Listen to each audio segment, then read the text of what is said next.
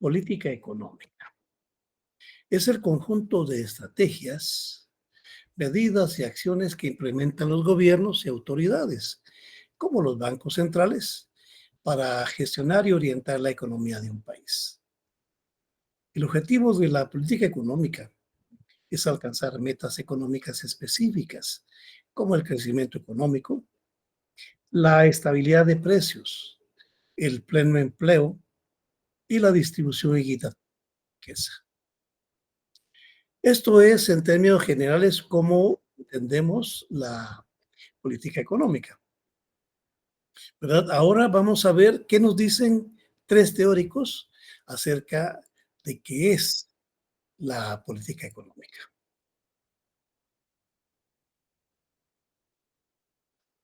Veamos que lo que dice de La Mancha. La política económica es una estrategia del Estado que incluye un conjunto de medidas para racionalizar los procesos de acumulación y reproducción del capital. Se desarrolla entre divergencias de intereses de los trabajadores y capitalistas. Esto significa que con las políticas económicas que impulsan los gobiernos, no necesariamente significa que todos los sectores estén de acuerdo o que todos los sectores se vean favorecidos, sino que hay elementos que en algún momento pueden afectar a uno de ellos. Por ejemplo, a fines del año pasado, el gobierno de Bernardo Arévalo aumentó el salario mínimo en un 10%.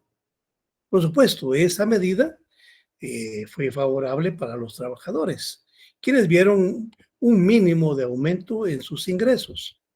Pero en forma paralela, el CACIF, los sectores empresariales, rechazaron el incremento, porque según ellos, las empresas no están preparadas para un aumento de este tipo y dijeron que podía significar también un proceso de despido de empleados. Entonces, ese es un ejemplo de cómo una política económica puede favorecer a una y al ser adversada por otro sector. Y también eso ocurre cuando hablamos de divergencias de intereses de los productores nacionales y de los productores internacionales.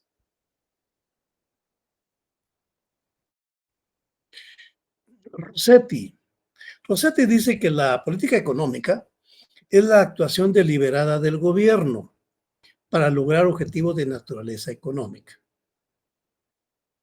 Se impulsa con otros fines no necesariamente económicos, por medio de la política pública. Rossetti se refiere en este aspecto a cuestiones de carácter político o ideológico.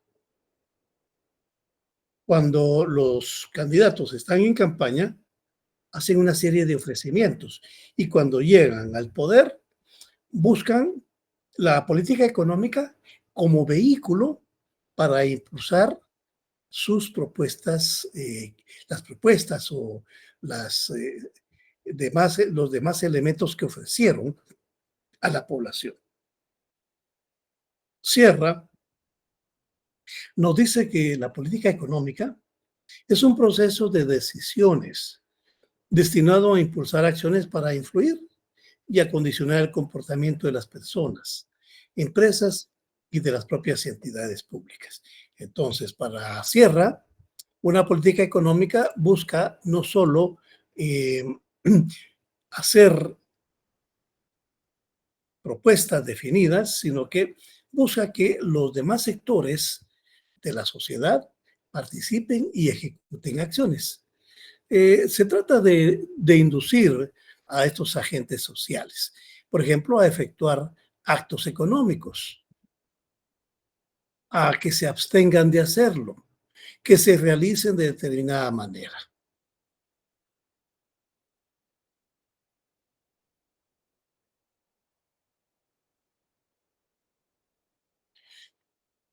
Ahora veamos la política económica puede analizarse como proceso ideológico, como proceso político y como proceso económico. Como proceso ideológico, Esto es poco lo que señala Sierra, que las decisiones económicas no son puramente técnicas o científicas, sino que están influenciadas por valores, creencias y visiones del mundo. Implican elecciones sobre qué aspectos de la economía priorizar. Un gobierno puede privilegiar el crecimiento económico sobre la igualdad de ingresos o viceversa. Estas prioridades reflejan valores ideológicos sobre lo que es importante para la sociedad. Ese es el caso del presidente Donald Trump, que durante su campaña ofreció que iban a impulsar eh, una deportación masiva de inmigrantes que estuvieran sin documentación legal en su país.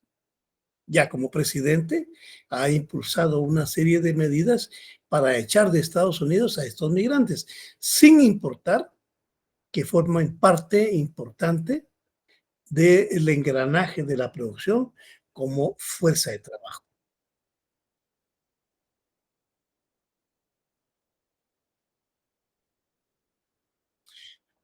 La forma en que un gobierno aborda cuestiones como la distribución de la riqueza, el papel del Estado en la economía y la protección del medio ambiente está influenciada por su ideología. Las políticas económicas benefician a ciertos grupos sociales o económicos a expensas de otros. Por ejemplo, las políticas fiscales pueden favorecer a los ricos o a los pobres. Depende cuál es el sesgo, cuál es la importancia que desarrollan. Ahora, la política económica como proceso político.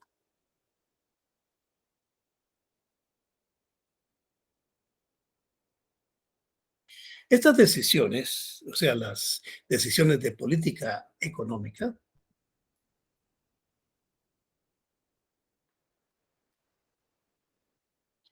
no son puramente técnicas, sino que implican juicios de valor y consideraciones políticas. Los gobiernos deben equilibrar los intereses de diferentes grupos sociales, como empresas, trabajadores, consumidores y votantes. Ese equilibrio es un proceso político, ya que implica negociaciones, compromisos y la búsqueda de apoyo político. Un caso de estos es el expresidente Alejandro Yamatei. Alejandro Yamatei estuvo como candidato a la presidencia como 5 o 6 veces. Y durante esos tiempos fueron sectores empresariales del CACIF quienes financiaron su campaña. Cuando llegó finalmente Yamatei a la presidencia, pues tenía que pagar todos esos fondos que le dieron durante más de 15 años. Y la forma que lo hizo fue proporcionando ministerios, programas de gobierno dirigidos al sector privado. Eso es proceso político. Es, significa utilizar los fondos del Estado con proyección política. Intereses y poder. Los grupos de interés, como las empresas, los sindicatos y las organizaciones no gubernamentales, intentan influir en las políticas económicas para favorecer sus propios intereses. El caso del CACIF durante el gobierno de Yamatei. El poder político juega un el poder político juega un papel crucial en la determinación de qué políticas económicas se impulsan. Los gobiernos con mayor poder político pueden imponer sus políticas a pesar de la oposición de otros grupos. Ahora veamos la política económica como proceso económico. La política económica busca influir en variables macroeconómicas fundamentales, como el Producto Interno Bruto, la inflación, el desempleo y la balanza de pagos. Las decisiones sobre tasas de interés, gasto público, impuestos y regulaciones comerciales tienen efectos directos en estas variables, ¿verdad? Cuando vemos la política económica, en muchas ocasiones tiene un interés específico en modificar las condiciones en las cuales se encontró la economía. Ese es el caso, por ejemplo, del presidente Milei en Argentina. En Argentina había una inflación descontrolada, incluso por arriba del 500%. ¿Qué fue lo que hizo Milei? Milei lo que empezó fue a, a impulsar una reducción total del Estado, porque eso significaba menos fondos dirigidos al Estado y por lo tanto un ahorro en términos económicos de la administración pública. Al cabo de un año y medio, se ha observado que ha bajado la inflación y ha aumentado el nivel de empleos. Entonces, eso es una política económica dirigida como proceso económico.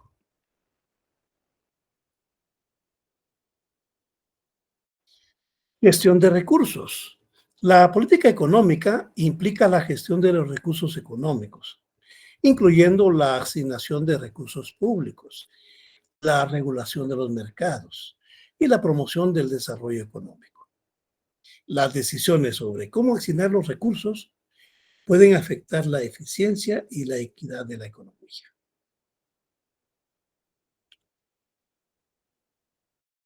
Bueno, escenarios macros de la política económica.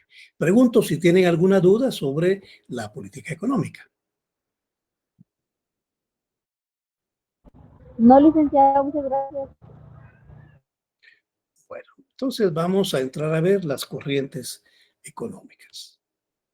Y la primera que vamos a ver es la teoría liberal clásica. Esta es una filosofía política, económica y social que surge durante los siglos XVII y XVIII y alcanza su apogeo en el siglo XIX. Se caracteriza por su defensa de la libertad individual, la limitación del poder del Estado y la promoción del libre mercado. El liberalismo clásico se desarrolló en un periodo de transición, marcado por el declive del absolutismo monárquico y el auge de la burguesía. Ahora, cuando se habla de un periodo de transición, ¿a qué nos referimos? Hagamos un poco de historia breve.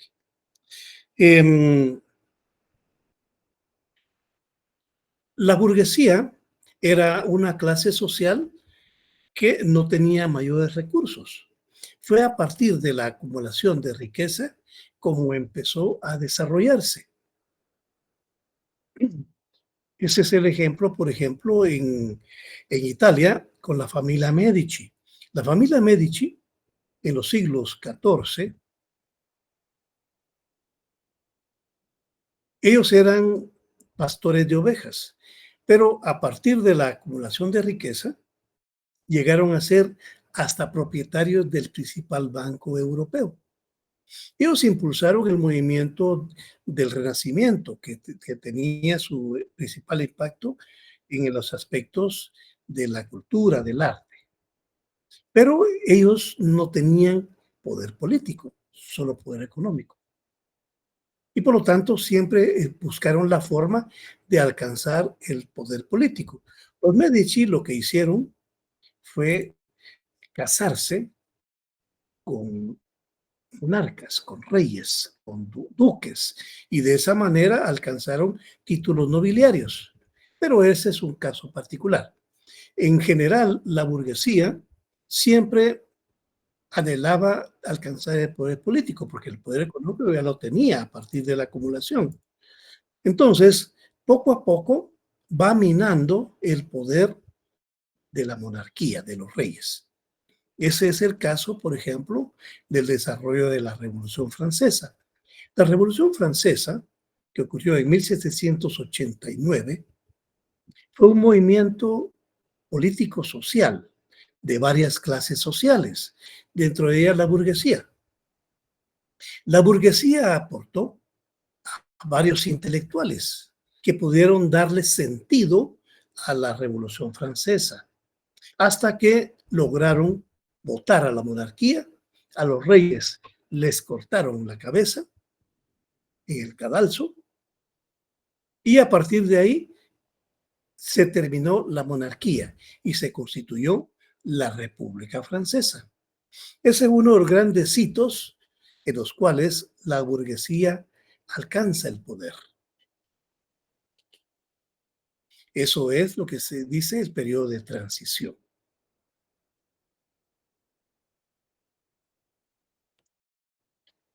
Dos elementos le dieron vida al liberalismo. El primero, el racionalismo. La Ilustración. La Ilustración fue un movimiento intelectual que tuvo su principal impacto en Inglaterra. Los principales teóricos de la Ilustración pues provenían de la burguesía.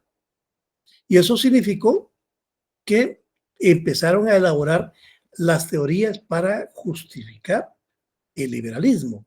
Por eso el liberalismo se entiende no únicamente como una teoría económica, sino como una forma de vida, porque incluía aspectos de carácter político, aspectos de carácter ideológico, aspectos de carácter cultural, aspectos de carácter económico. Entonces, la Ilustración, como movimiento burgués, proporcionó el marco intelectual para el liberalismo clásico. Ese fue uno. Y el segundo, el aspecto del despegue económico industrial con la revolución industrial. Con su expansión del comercio y la producción, impulsó la demanda de las libertades económicas.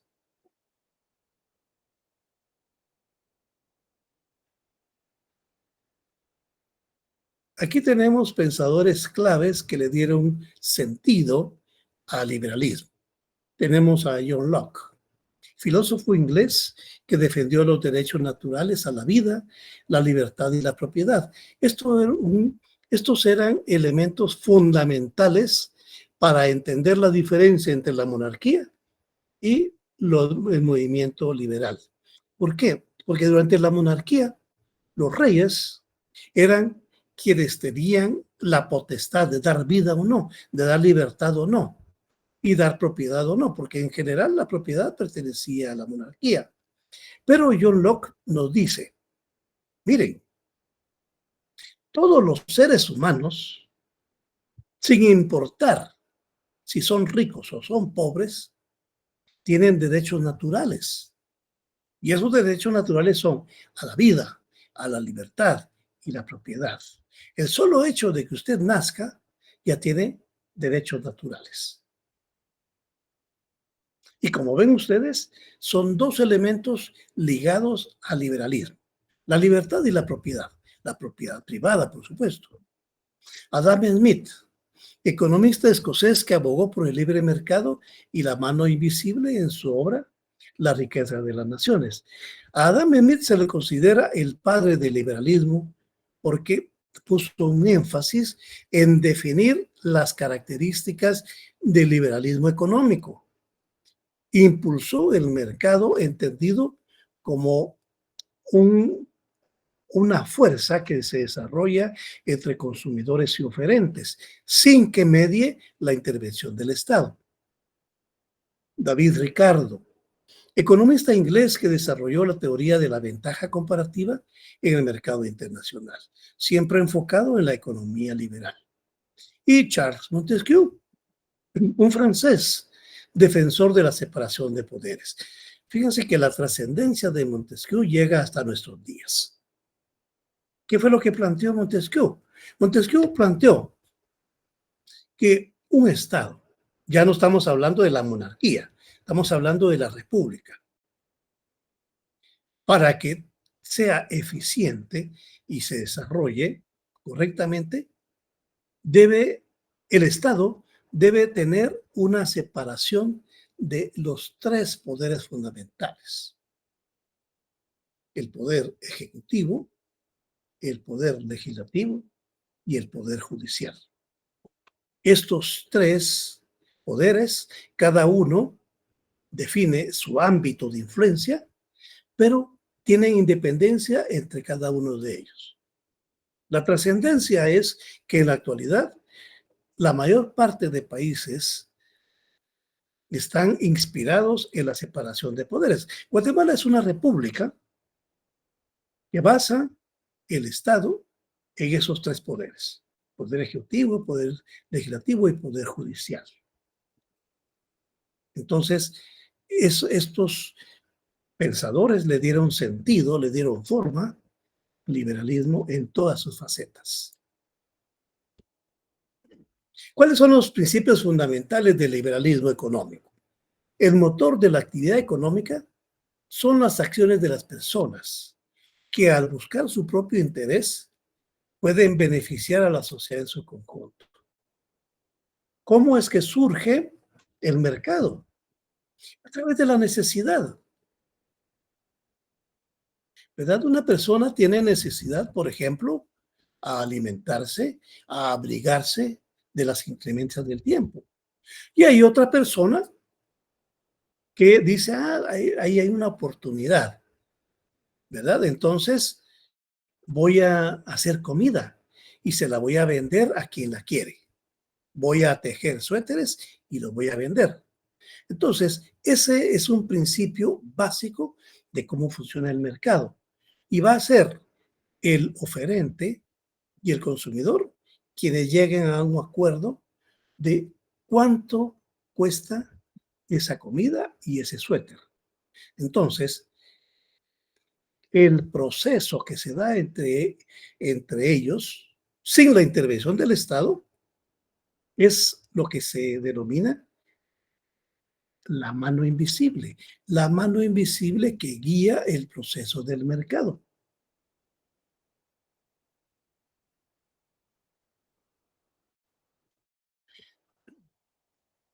El liberalismo excluye cualquier participación del Estado, salvo en aspectos relacionados con la seguridad y el orden.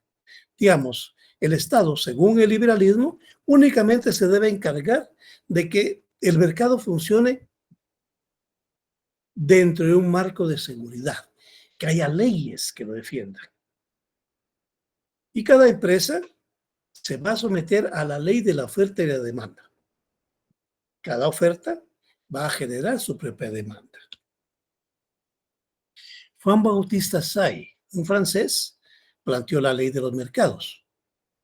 Según él, la oferta crea su propia demanda. Esto significa que la producción de bienes y servicios genera la demanda necesaria para comprar esos mismos bienes y servicios. Es un proceso bilateral en el cual alguien ofrece sus servicios, ofrece sus bienes y hay alguien que necesita cubrir esas precariedades y por lo tanto los compra. El proceso de producción genera ingresos. Cuando se producen bienes, se generan ingresos. Estamos hablando de salario, beneficio, etcétera, que son otros bienes y servicios. O sea, estamos hablando de un círculo vicioso en el cual se producen bienes, se venden, ese dinero se vuelve a invertir para generar nuevos bienes que se venden y así sucesivamente. Ese es el proceso de producción que genera ingresos. Isai nos dice que no puede haber sobreproducción generalizada.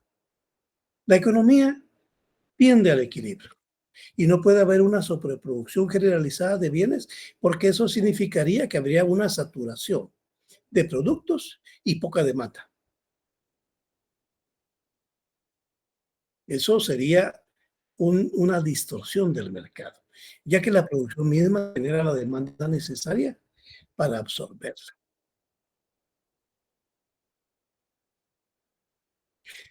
Este sistema se apoya en el libre cambio. Hay una frase en francés que define el libre cambio. Laissez-faire, laissez-passer. sí que traduce como dejar hacer, dejar pasar. Entonces, el liberalismo, a partir de esta frase, promueve la idea de que el gobierno debe intervenir lo menos posible en los asuntos del mercado. El mercado va a funcionar bien en la medida en que todo el proceso de intercambio lo desarrollen el oferente y el demandante, el consumidor. Eso significa que son las fuerzas de la oferta y la demanda las que sostienen el intercambio.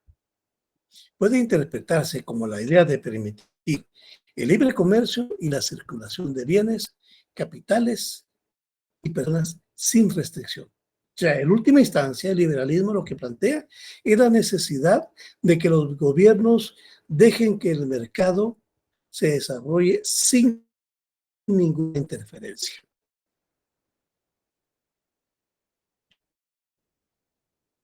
Los liberales creen que la acción de los sindicatos de trabajadores crea un mercado imperfecto. Bueno, ¿por qué? Porque los liberales creen que la mano de obra es una mercancía que está en el mercado y va a haber quien quiera comprar esa mercancía, esa mano de obra a precio de mercado. Y por lo tanto, si un sindicato plantea la necesidad de aumento salarial, significa la imposición de un salario determinado, lo cual para los liberales sería una distorsión del mercado. La economía liberal sostiene que mientras exista absoluta libertad de mercado, los precios, dentro de ellos, la mano de obra, son un instrumento flexible que permite el equilibrio. Claro, esto es un planteamiento teórico, porque ¿qué es lo que sucede si en un mercado los trabajadores están con un salario demasiado bajo, que en algunas ocasiones se puede considerar como un salario de hambre? Pero dentro de la teoría liberal, eso no importa, porque es el mercado el que va a regular. Sí, claro, pero la gente tiene que comer y eso no le importa al liberal. Por eso los sindicatos intervienen buscando satisfacer necesidades mínimas de sus agremiados.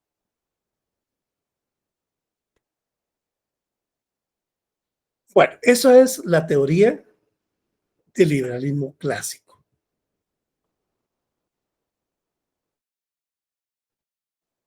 Un siglo después, un grupo de intelectuales que empieza a estudiar el liberalismo clásico y empieza a introducirle cambios, porque considera que el liberalismo clásico ya no responde a las necesidades de la economía de su tiempo. Y es cuando empieza a desarrollarse la que se conoce como doctrina liberal neoclásica.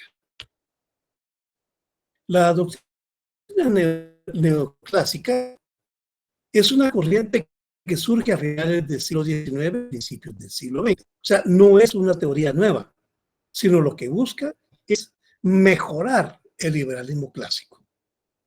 Se desarrolla en respuesta a las transformaciones económicas y sociales generadas por la revolución industrial. Defiende el libre mercado, la propiedad privada, pero con cierta adaptación de autores como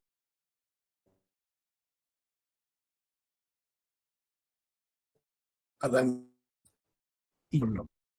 Hay un grupo de intelectuales que se reúnen en lo que se llamó escuela marginalista. Este grupo de intelectuales tiene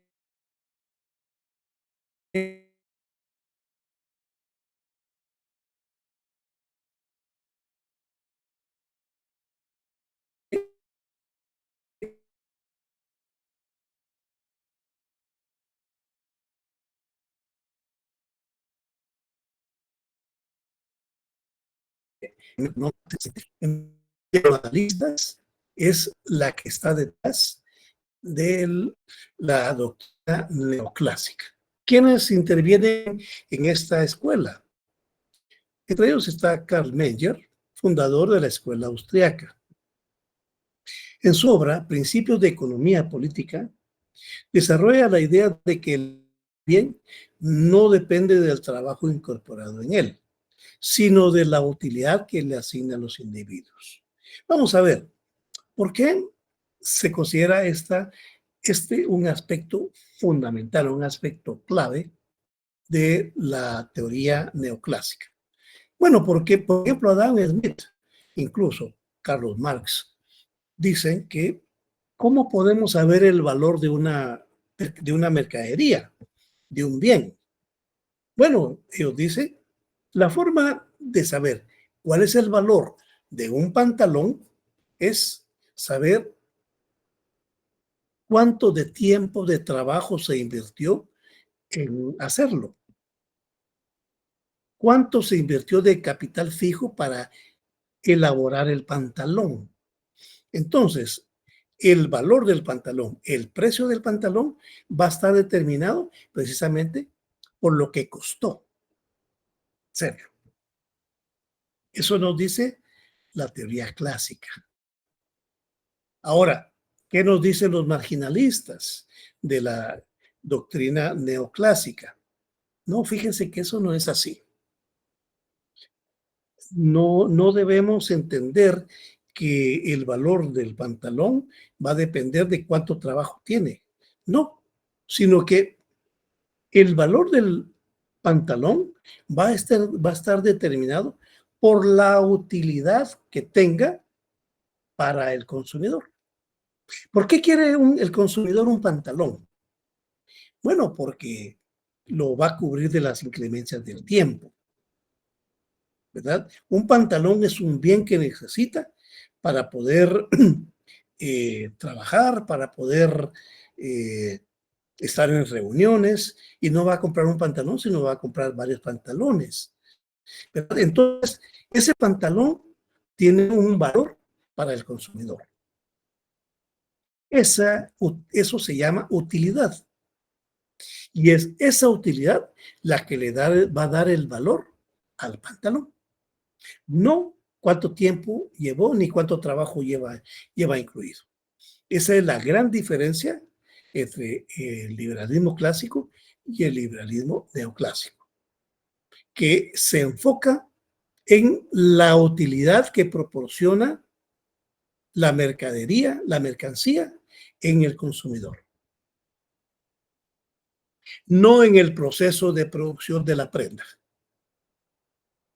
William Stanley Jevons, autor de la teoría de economía política, plantea que el valor de un bien depende de su utilidad marginal decreciente. Eso es una aplicación parecida y que es consistente con el valor que le da el consumidor al bien.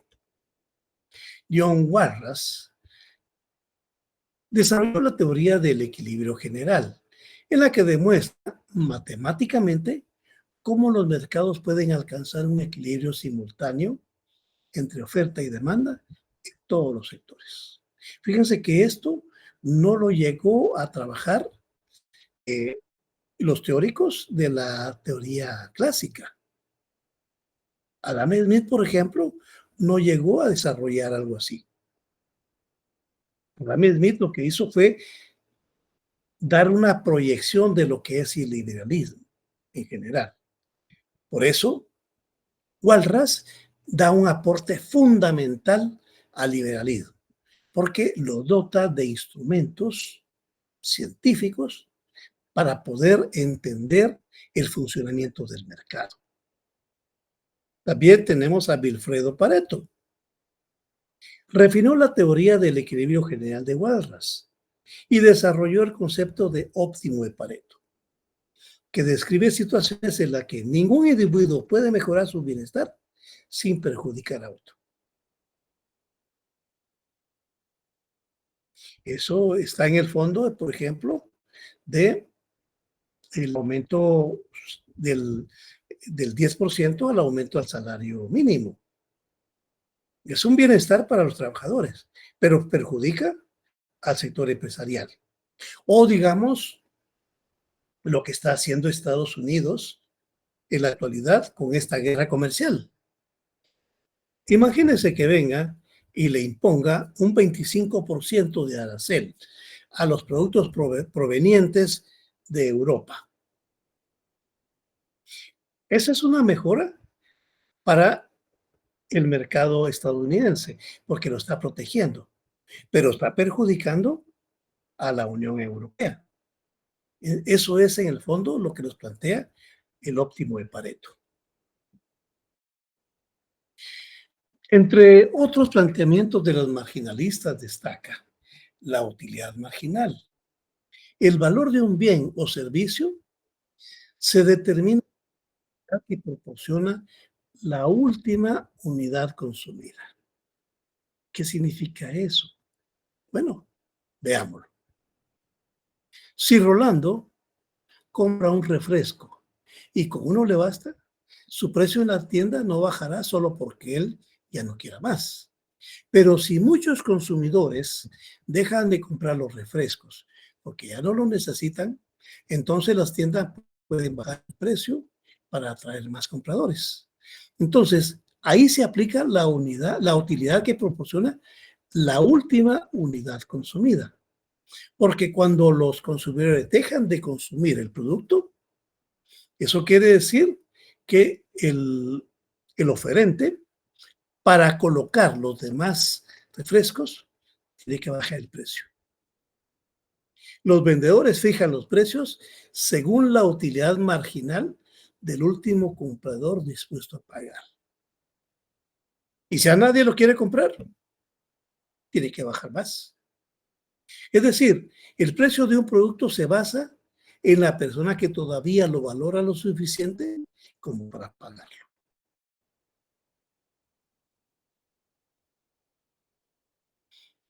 Aquí tenemos otro ejemplo. Imagina que vendes helados. La primera persona paga 5 quetzales porque tiene mucho calor y lo quiere. La segunda también paga 5. La tercera, cuarta y quinta también. O sea, el precio del helado es estable. Mientras haya alguien dispuesto a pagar 5 por el helado, el precio no cambia. Ahora veamos este otro escenario. En una feria de comida, si al final del día quedan muchos helados, ¿qué va a suceder? Pues entonces el vendedor no se va a llevar los helados a su casa. Los helados bajarán porque menos gente quiere comprarlos. Y entonces, al bajar el precio del helado, eso puede atraer a otros compradores. Pero, ¿cómo fue que se dio esa baja del helado? Porque a nadie quiso comprarlo. Aunque baje su utilidad marginal, el precio se mantiene porque las personas quieren bien al mismo nivel. El precio solo bajará si la mayoría de consumidores deja de comprarlo. Ese es el último producto que se vende.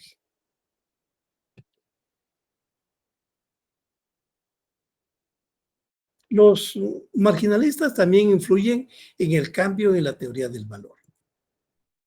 Mientras la escuela clásica explicaba que el valor de los bienes está en función de los costos de producción, principalmente el trabajo, los marginalistas introducen el concepto de utilidad marginal. Eso significa que el valor de un bien se determina por la satisfacción o utilidad que proporciona la última unidad consumida. El ejemplo que les ponía a ustedes del pantalón. Nadie va a pagar por el pantalón en función de cuánto costó trabajarlo, principalmente la mano de obra.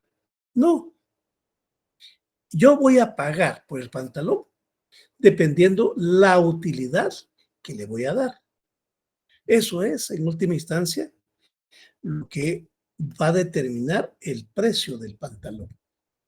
Es un enfoque que se centra en el consumidor cliente y en sus preferencias, y no en función del oferente, no en función del proceso de producción, sino que los marginalistas dicen que el elemento más importante del mercado es el consumidor, porque es el que va a decidir finalmente qué compra y qué no compra.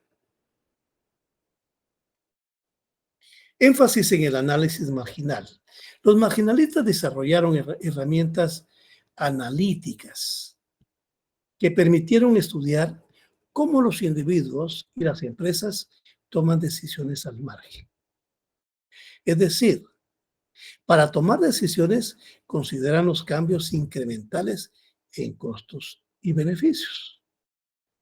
Este enfoque marginalista se convirtió en una herramienta fundamental para analizar la asignación eficiente de recursos, porque determina hasta dónde el consumidor es el que va a definir el precio del bien, ¿verdad? Y entonces a partir de ahí, el oferente, el empresario, va a determinar posibles cambios que haya que hacer a, a la mercadería y a su valor. Otros planteamientos de los marginalistas, la subjetividad del valor. El valor de un bien o servicio es subjetivo y varía de persona a persona. Sigamos con el ejemplo del pantalón. Juan valora el pantalón porque era lo que necesitaba. Pero Luis ya tiene pantalones. Entonces, él ya no necesita pantalones. Ahí entonces está el elemento de subjetividad. Porque para Juan es importante el pantalón. Para Luis no. No tiene sentido porque no va a comprar el pantalón. Entonces, el valor es subjetivo porque a uno le sirve, a otro no. Y varía de persona en persona. Optimización. Los individuos toman decisiones económicas racionales para maximizar su utilidad. Partamos del criterio de que las personas asalariadas tienen un presupuesto limitado. Independientemente de cuánto devengan, si devengan 15,000, 10,000 o 5,000, ese es el presupuesto que tienen en un mes para comprar bienes y servicios. Ahí puede incluir alquiler, incluir el servicio de transporte, etcétera, ¿verdad? Entonces, si una persona devenga 1,000 quetzales al mes, pues va a tener que buscar la forma de optimizar esos 1,000 quetzales. Por eso toma decisiones económicas racionales, o sea, decisiones económicas bien pensadas para maximizar sus 1,000 quetzales. Equilibrio de mercado. Los precios se determinan por la interacción de la oferta y la demanda en un mercado competitivo, ¿verdad? Entonces, para los marginalistas, la interacción de oferta y demanda es la que finalmente va a determinar qué precio va a ser más válido en términos de los bienes y servicios, porque está en función de un mercado competitivo. Los marginalistas también contribuyeron a la formalización de la economía. Yo les explicaba al principio que los liberales clásicos definieron a grandes rasgos qué es el liberalismo, pero no llegaron a dotarlo de instrumentos para hacerlo más eficiente. La escuela marginalista impulsó la utilización de las matemáticas en el análisis económico, lo que permitió una mayor precisión y rigor en la formulación de teorías. Se caracteriza por su enfoque en el equilibrio de mercado, la racionalidad de los agentes económicos y la asignación eficiente de recursos. Entonces, estos son postulados de la doctrina neoclásica, la cual también contribuyó a la consolidación de la economía como una disciplina científica. La teoría neoclásica, entonces, es la base de la economía moderna. Veamos este cuadro, donde en el lado izquierdo tenemos la teoría liberal clásica y en el lado derecho la teoría neoclásica. Aquí vamos a poder ver cuáles son sus similitudes y cuáles son sus diferencias. Énfasis. Bueno, la teoría liberal clásica tiene énfasis en la producción, crecimiento económico, acumulación de capital. La teoría neoclásica pone énfasis en el consumo. Recuérdense, en el consumo del cliente, asignación eficiente de recursos, equilibrio de mercado. La teoría del valor. Los liberales clásicos dicen que el valor está determinado, el valor de un bien está determinado por la cantidad de trabajo que se necesitó para producirlo. Los neoclásicos, la utilidad marginal, el valor de un bien se determina por la satisfacción que proporciona la última unidad consumida. O sea, mientras los liberales clásicos se centran en cuanto al valor en los empresarios, en los gastos del empresario, los neoclásicos se centran en el consumidor, porque es al final del día el que decide qué compra y qué no compra. Agentes económicos. La teoría liberal clásica los define como capitalistas, trabajadores, terratenientes. La teoría neoclásica plantea que son los individuos racionales que buscan maximizar utilidad o beneficio. ¿Qué significa eso? Que para los neoclásicos, los agentes económicos fundamentales son los consumidores, son los clientes. ¿Por qué? Son los que van a consumir el bien y son los que pagan por ese bien. Mercados. La teoría liberal clásica habla de que los mercados deben tener equilibrio a largo plazo, pero pueden existir desequilibrios a corto plazo. Los neoclásicos nos dicen, los mercados tienden al equilibrio de forma automática y eficiente.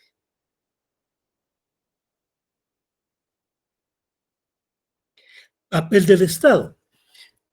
Los liberales clásicos abogan por la intervención mínima del Estado. El Estado solo debe garantizar la propiedad privada con leyes, la seguridad con las fuerzas del orden y el cumplimiento de contratos, más leyes, ¿verdad? Los neoclásicos hablan de una intervención limitada del Estado, que puede corregir fallos del mercado, como las externalidades y los bienes públicos. El enfoque. Los liberales clásicos se enfocan en la macroeconomía, estudio de la economía en su conjunto, quiere decir el estudio de la economía de un país, de una región. Los neoclásicos no les interesa eso. Bueno, no es que no les interese, sino que centran su interés en la microeconomía, o sea, en el mercado, los agentes del mercado. Estudia el comportamiento de los agentes económicos individuales. Y cuando hablamos de microeconomía, estamos hablando del consumidor como individuo, que es el punto central para